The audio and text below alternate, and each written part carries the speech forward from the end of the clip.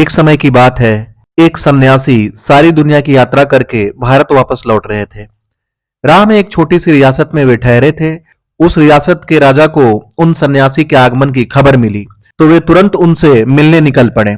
उन्होंने उन सन्यासी के चरणों में प्रणाम किया और कहा, स्वामी जी, मेरे मन में एक प्रश्न वर्षों से निरंतर चल रहा है, कोई उत्तर नहीं मिलता। क्या आप मुझे उत्तर देंगे? सन्यासी ने कहा, निश्चित दूंगा। आज तुम खाली नहीं लौटोगे। पूछो, तुम्हारा सवाल क्या है? राजा ने कहा, मैं ईश्वर से मिलना चाहता हूँ। मुझे उनके बारे में सुनना या समझना नहीं है, मैं सीधा उनसे मिलना चाहता हूँ।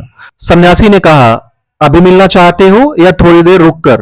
राजा ने कहा, माफ कीजिए, शायद आप समझे नहीं। मैं परमात्मा की बात कर रहा हूँ। आप यह तो नहीं समझे कि किसी ईश्वर नाम वाले आदमी की बात कर रहा हूँ जो आप अभी कहते हैं अभी मिलना है या थोड़ी देर रुक सकते हो। उस सन्यासी ने मुस्कुराते हुए कहा, संत कभी कुछ भूलते नहीं, संत से कभी कोई गलती नहीं होती। मैं तो 24 घंटे परमात्मा से मिलाने का ही काम करता हूं। अभी मिलना है कि थोड़ी देर रुक सकते हैं? सीधा जवाब दें। बरसों से मिलने के लिए उत्सुक हो, आज वक्त आ गया है तो मिल ही लो। राजा ने हिम्मत की और कहा कि अच्छा, मैं अभी मिलना चाहता हूं, परमात्मा से मुझे मिला दीजिए। सन्यासी ने कहा, एक छोटे से कागज पर अपना नाम पता लिख दो ताकि मैं भगवान के पास पहुंचा दूं कि आप कौन हैं। राजा ने अपना नाम लिखा, अपना महल, अपना परिचय और अपनी उपलब्धियां और सन्यासी को दी। सन्यासी ने कहा, महाशय, यह सब मुझे झूठ और असत्य मालूम होता है जो आपने कागज पर लिखा है। सन्यासी ने राजा से कहा कि अगर तुम्हारा नाम बदल दें तो क्या तुम बदल जाओगे? तुम्हारी चेतना, तुम्हारी चिंतन, तुम्हारा सत्य, तुम्हारा व्यक्तित्व क्या दूसरा हो जाएगा? राजा ने कहा, नहीं, नाम बदलने से मैं क्यों बदलूंगा? किसी व्यक्ति का नाम बदलने से वह व्यक्ति नहीं बदलता है। नाम नाम है, मैं हूं। तो सन्यासी ने कहा कि एक बात तो तय हो गई कि नाम अलग है और तुम्हारा परिचय अलग है, क्योंकि तुम उसके बदलने से बदलते नहीं। अब यह बताओ, तुम राजा हो, कल भिखारी हो जाओ तो क्या बदल जाओगे? तो राजा ने कहा, नहीं, राज्य चले जाने से भिखारी हो जाऊंगा, लेकिन मैं क्यों बदल जाऊंगा? मैं तो जो राजा होकर हूं, भिखारी होने पर भी वही रहूंगा।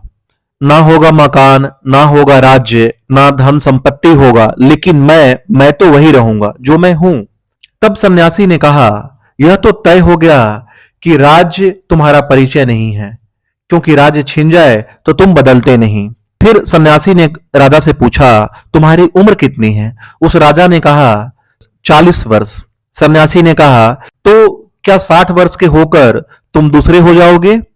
राजा ने कहा, नहीं, उम्र बदलती है, शरीर बदलता है, लेकिन मेरे भीतर जो बचपन में था, जो जवानी में है और जो बुढ़ापा में होगा, जो मेरे भीतर था वह आज भी है। उस सन्यासी ने कहा कि उम्र भी तुम्हारा परिचय नहीं है, शरीर भी तुम्हारा परिचय नहीं रहा, फिर तुम कौन हो उसे लिख दो तो मैं पहुंचा दूं भगवान के पास, नहीं तो मैं झूठा होऊंगा तुम्हारे साथ। यह कोई भी परिचय तुम्हारा वास्तविक परिचय नहीं है। राजा ने कहा, तब तो फिर बड़ी कठिनाई हो गई, फिर तो मैं भी नहीं जानता कि मैं कौन हूं। जो मैं हूं उसे तो मैं भी नहीं जानता, इन्हीं को जानता हूं मेरा होना।